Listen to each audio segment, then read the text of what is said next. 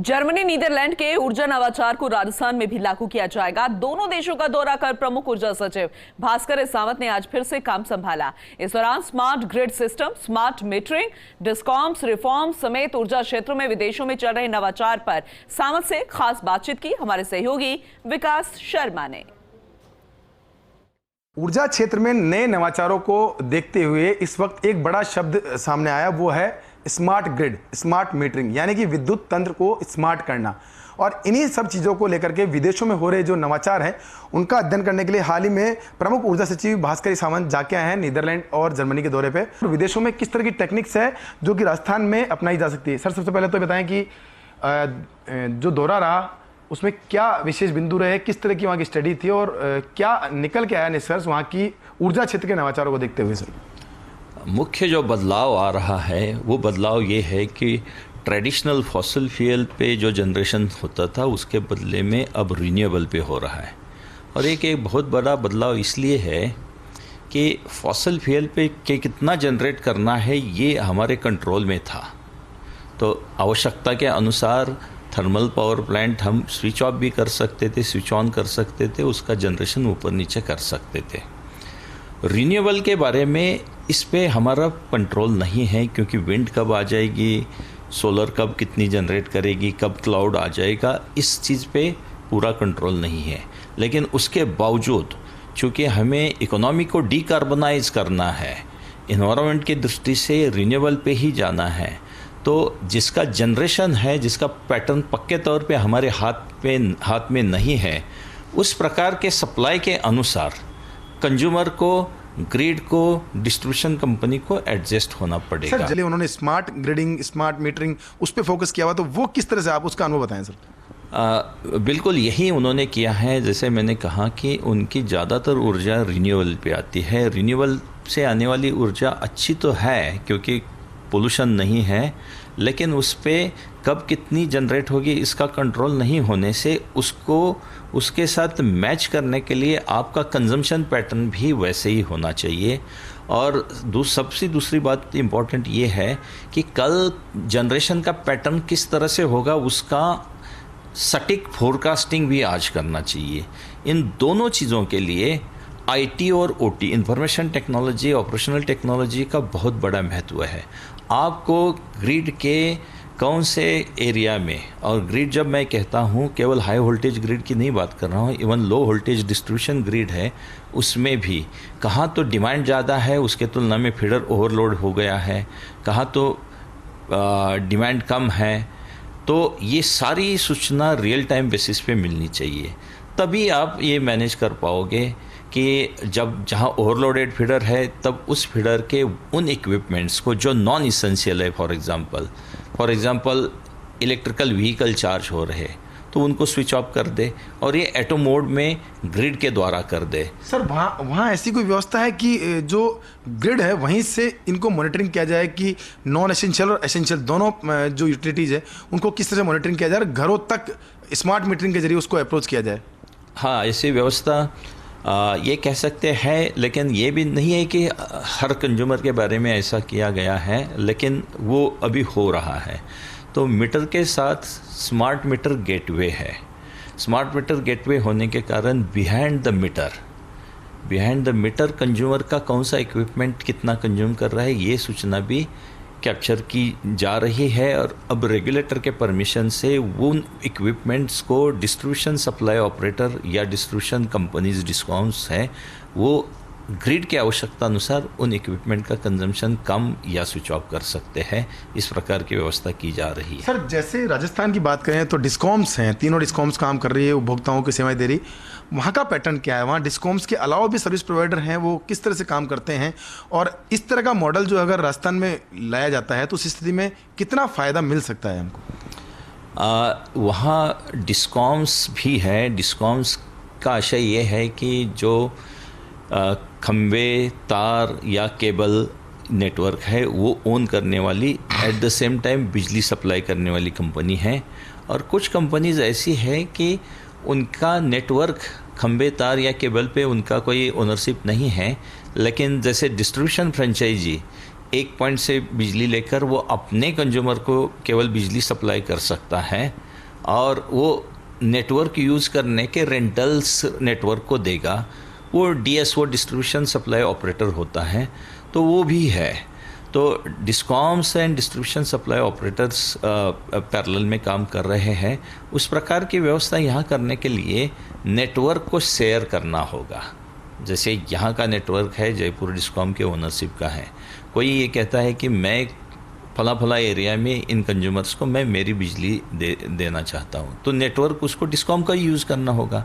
उसके लिए अभी रेगुलेटरी मैकेनिज़्म या लीगल मैकेनिज़्म यहाँ बना नहीं है, और उसकी कोशिश भारत में चल रही। इलेक्ट्रिसिटी एक्ट अमेंडमेंट का भी एक विधेयक आ गया था पार्लियामेंट में, लेकिन अभी वो उस पर और मंथन हो रहा है। Real time data energy sector के लिहाज से सबसे महत्वपूर्ण ये बिंदु रहता है कि रियल टाइम डेटा अगर हमारे पास रहता है तो हम काफ़ी हद तक लोड मैनेजमेंट को भी कर सकते हैं, हमारा जनरेशन, कंज्यूमर का सेटिस्फेक्शन, सभी चीज़ें मान सकते हैं। लेकिन क्या मानते हैं विदेशों में जो टेक्निक्स आ गई, उन टेक्निक्स को हमारे यहाँ तक आने में कितना समय लगेगा? हम कितना दूर है उस टेक्नोलॉजी से? इन्वेस्टमेंट का प्रश्न है, लेकिन ऐसा नहीं मानना चाहिए कि हम बहुत दूर है या हम नहीं कर पाएंगे, क्योंकि इसमें ज़्यादा इम्पोर्टेंस जो है आईटी का है, और भारत में आईटी की मैन पावर काफ़ी अच्छी है और एक तरह से सस्ती भी है।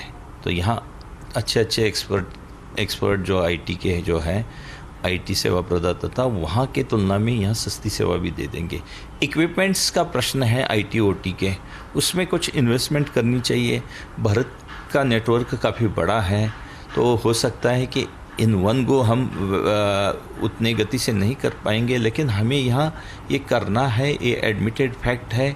और स्मार्ट ग्रिड के लिए रोज़ नए डायरेक्शंस आ रहे हैं, उस दिशा में काम भी हो रहा है। सर, हम बात करें विदेशों की, तो वहाँ बिजली को नेशनल एसेट के रूप में देखा जाता है। उसी तरह से उनके एक्शन भी रहते हैं, चाहे उस शक्ति की बात हो। आपने कहा कि जैसे जहाँ पे ज़्यादा लोड है वहाँ पे मीटर के अंदर जो अधिक बिजली उपयोग कर रहे हैं, उन उपकरणों को बंद किया जा सके, ये शक्ति का पार्ट है। लेकिन हमारे यहाँ पे वो सोच नहीं है अभी तक कि जो पावर जो है वो नेशनल एसेट है। तो उसको डेवलप करने के लिए क्या लोगों में जागरूकता होनी चाहिए? लोगों से क्या एक्सपेक्ट करते हैं इन चीज़ों के लिए? खैर, ये जो ग्रिड मैनेजमेंट के लिए, लो वोल्टेज ग्रिड मैनेजमेंट के लिए नॉन इसेंशियल इक्विपमेंट्स को कंट्रोल करने वाली बात है, ये पूरी तरह से जितना मैं समझा वहाँ भी नहीं आया। वो रेगुलेटर के सामने प्रस्ताव है, लेकिन वो एक्सपेरिमेंट्स काफ़ी हद तक सक्सेस हो गए हैं। और ये शक्ति की वैसे बात नहीं, क्योंकि कंज्यूमर को आप किसी परेशानी में नहीं डाल रहे हो, आप उन्हीं इक्विपमेंट का सप्लाई कंट्रोल। शक्ति का मतलब सर ये है कि जब आपकी मजबूरी है, उस मजबूरी को कंज्यूमर को भी समझना पड़ेगा ना, उस चीज़ की बात कर रहे हैं। हाँ, ग्रिड के लिमिटेशन है, उसके अनुसार कंज्यूमर के पैटर्न को एडजस्ट करने की एक सुविधा है। उसके अनुसार रियल टाइम डेटा अचीव करना, और उसके अनुसार वो कंज्यूमर लेवल पे जो कंजम्पशन है उसको कंट्रोल करने की बात हो रही है। वो शक्ति से ज़्यादा मैं ये कहना चाहूँगा, this is smart grid management. Sir, एक सवाल ये भी है कि राजस्थान की बिजली जनरेशन जो है वो कोल बेस्ड है। आप जाके आए, वहाँ पे 80% 70% के आसपास सोलर बेस्ड पूरा सिस्टम है वहाँ का। कितनी चुनौती मानते हो स्लोलर बेस्ड सिस्टम अगर हमारा पूरा हो जाता है तब भी, और जिस तरह से हम मैनेजमेंट कर रहे हैं कोल बेस्ड में, उन दोनों में कितना डिफरेंसेस है और चैलेंजेस दोनों सेक्टरों के लिए, दोनों स्थिति में कैसा चैलेंज रहता है सर? वहाँ तो खासकर जर्मनी की बात करें तो 80% भी नहीं कह सकते, वो 100% से ज़्यादा है। जैसे उनकी पीक डिमांड है उसके 3 गुना तक कैपेसिटी इंस्टॉलेशन सोलर और विंड का हो रहा है। उस वक्त अगर सोलर की बात करें तो निश्चित नहीं होती, तो उसमें वो कैसे मैनेज करते हैं उस चीज़ को?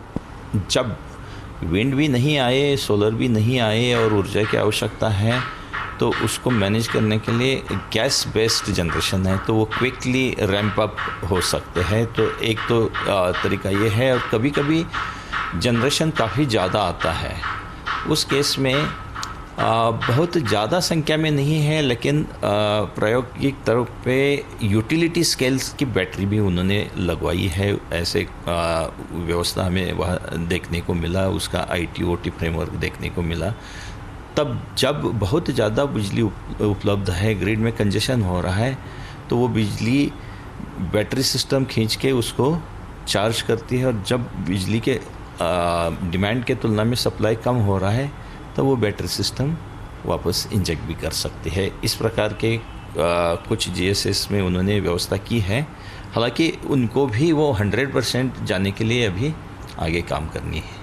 सर, क्या जो दौरा रहा उसकी क्या रिपोर्ट बनाएंगे, क्या सरकार को भेजेंगे, क्या वहाँ के जो नवाचार हैं उनको राजस्थान के लिहाज से वो महत्वपूर्ण रह सके और वहाँ के जो अच्छे जो इनिशिएटिव लिए गए हैं उन इनिशिएटिव को राजस्थान में भी लागू किया जा सके ताकि उपभोक्ताओं को भी थोड़ा स्मार्ट भी ना जैसे स्मार्ट बिजली मिल सके उनको, उस दिशा में कोई आप रिपोर्ट बना के देंगे, क्या करेंगे? निश्चित रूप से ये करने की आवश्यकता है। अब यहाँ भी मैं बताना चाहूँगा, ऊर्जा विकास निगम में हाल ही में हमने अलग अलग कंपनियों के प्रेजेंटेशंस देखे हैं ताकि फोरकास्टिंग बहुत अच्छा हो। कल जोधपुर डिस्कॉम का, अजमेर डिस्कॉम का, जयपुर डिस्कॉम का कंजम्पशन पैटर्न किस तरह से रहेगा, ये काफ़ी करेक्ट फोरकास्ट जिस दिन हम करना शुरू करेंगे, तब आज मैं real time day ahead basis पे एक्सचेंज पे बिजली के बिड लगाऊंगा तो मेरे बिड बहुत सारे सटीक हो जाएंगे, उससे खर्चे हमारे बच जाएंगे। तो वो प्रयास ऑलरेडी हमने यहाँ शुरू कर दिया है। कई यूटिलिटीज़ में इंडिया में भी ये चीज़ हो गई है, अच्छा फोरकास्टिंग कंजम्पशन की जहाँ तक बात है, तो फोरकास्टिंग पे काम हो रहा है। कंज्यूमर एंड पे क्या हो रहा है ये देखने के लिए स्मार्ट मीटर के इंस्टॉलेशन के लिए एक एम्बिशियस प्रोग्राम, जैसे आप जानते हो भारत सरकार RDSS के नाम से प्रोजेक्ट लेके आ ही गया है। तो कंज्यूमर मीटर भी यहाँ स्मार्ट लगना शुरू हो जाएंगे। ऑलरेडी राजस्थान डिस्कॉम में 4 लाख मीटर ऐसे लगे हैं। उसका डेटा फ्लो, उससे ज़्यादा इन्फॉर्मेशन कैसे एक्सट्रैक्ट करें और उसके अनुसार हम हमारे सप्लाई को कैसे मैनेज करें, उस पर अभी यहाँ भी काम हो रहा है। लेकिन यहाँ देखा जाए तो 1.5 करोड़ कंज्यूमर है, उसमें कम कंजम्पशन वाले हटा भी दे तो भी ग्रिड में एक प्रॉपर स्मार्टनेस आने के लिए 50-1 लाख स्मार्ट मीटर लगने चाहिए। तो इन वन गो नहीं लगेगा, 4 लाख पे है, लेकिन ग्रेजुअली ये लग जाएंगे। तो भारत में भी उसी दिशा में काम होगा, राजस्थान में भी काम होगा और उसके लिए वहाँ की कॉन्सेप्ट हमें देखनी चाहिए। एज इट इज़ वो लागू करने की बात नहीं करनी चाहिए। हमारे जो रिपोर्ट मतलब वहाँ की अपने यहाँ की भौगोलिक स्थिति, जो स्थितियाँ हैं उनको देखते हुए क्या नवाचार किए जा सकते हैं, उनको रिपोर्ट की बात करें। अपना जनरेशन प्रोफाइल, अपना कंज्यूमर का प्रोफाइल और अपनी ग्रिड की लिमिटेशन देखते हुए उन कॉन्सेप्ट्स को किस तरह से लागू किया जाना चाहिए, इसके बारे में मुख्य रूप से यहाँ हम रिपोर्ट में बात करेंगे और डिस्कॉम्स में इस पर चर्चा करेंगे। तो ये थे हमारे साथ भास्कर सावंत, जिन्होंने बताया किस तरह से जर्मनी और नीदरलैंड के अंदर ऊर्जा क्षेत्र में नवाचार जो किए जा रहे हैं उनका उन्होंने अध्ययन किया और साथ में ये बात कही कि बिजली में इस वक्त सबसे बड़ी जो चैलेंज है वो ये है फोरकास्टिंग का, और फोरकास्टिंग को अगर हम कर पाएँ तो काफ़ी हद तक इसको हम बिजली का तंत्र उसको सुधार पाएंगे। अब उम्मीद यही है कि जो ये रिपोर्ट बनेगी और उसके बाद में राजस्थान के क्षेत्र में जो नवाचार होंगे उससे उपभोक्ताओं को कहीं ना कहीं फ़ायदा मिलेगा और 24 घंटे निर्बाध बिजली आपूर्ति का जो सपना राजस्थान में दिखाया जाए वो जल्द पूरा हो पाएगा। कैमरा पर्सन गिरीश के साथ विकास शर्मा, फर्स्ट न्यूज़, जयपुर।